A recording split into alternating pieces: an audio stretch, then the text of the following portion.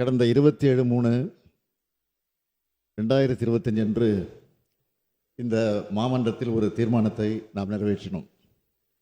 இந்திய திருநாட்டின் மத நல்லிணக்கத்திற்கும் சிறுபான்மையின இஸ்லாமிய சமுதாய மக்களுக்கும் கடுமையான பாதிப்புகளை ஏற்படுத்தும் வகையில் 1995ஆம் ஆண்டின் வக்ஃப் சட்டத்தினை திருத்துவதற்கு மக்களவையில் அறிமுகம் செய்துள்ள வக்ஃப் சட்ட திருத்த முன்வரவினை முழுமையாக திரும்பப் பெற வேண்டும் என்ற தீர்மானம் பாஜக நீங்களாக அனைத்து கட்சிகளாலும் ஒருமனதாக ஏற்றுக்கொண்டு நிறைவேற்றப்பட்டது. இந்தியாவில் இருக்கும் பெரும்பாலான அரசியல் கட்சிகளால் இந்த வக்ஃப் சட்ட திருத்தம் எதிர்க்கப்பட்டது. இவை அனைத்தையும் மீறி நாடாளுமன்ற மக்களவையில் வக்ஃப் சட்ட திருத்தம் நிறைவேற்றப்பட்டிருப்பது மிகுந்த கண்டனத்துக்குரியது. வக்ஃப் சட்ட திருத்த மசோதாவுக்கு எதிராக 232 நாடாளுமன்ற உறுப்பினர்கள் வாக்களித்துள்ளார்கள்.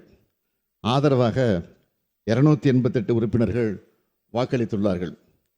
இந்த சட்ட திருத்த மசோதாவானது நிறைவேற்றப்பட்டிருந்தாலும் எதிர்த்து வாக்களித்தவர்களின் எண்ணிக்கை 232 என்பது சாதாரணமான எண்ணிக்கை அல்ல.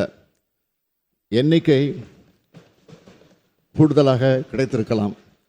ஆனால் இந்த சட்ட திருத்தம் எதிர்க்கப்பட வேண்டியது மட்டுமல்ல, முழுமையாக திரும்பப் பெற வேண்டியது என்பதுதான் நம் கருத்து. அதைத்தான் நாம் இங்கே தீர்மானமாக நிறைவேற்றி அனுப்பியிருந்தோம்.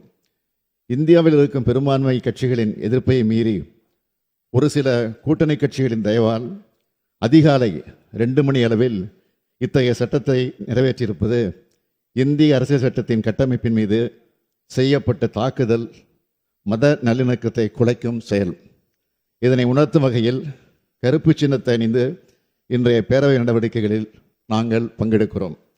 சர்ச்சைக்குரிய இந்த சட்ட திருத்தத்துக்கு எதிராக உச்சநீதிமன்றத்தில் திராவிட முன்னேற்ற கழகத்தின் சார்பில் வழக்கு தாக்கல் செய்யப்படும் என்பதை இம்மாமன்றத்தில் தெரிவித்துக் கொள்கிறேன். வக்ஃப் வாரியத்தின் தன்னாட்சி அழித்து சிறுபான்மை இஸ்லாமிய மக்களுக்கு அச்சுறுத்தல் ஏற்படுத்தும் ஒன்றிய அரசின் சட்டத்துக்கு எதிராக தமிழ்நாடு போராடும் போராடும் போராடும் அதில் வெற்றியும் பெறும். சட்டத்தின் மீதான தாக்குதலை சட்டபூர்வமாக தடுப்போம் என்றதில் உறுதி அளிக்கிறேன்.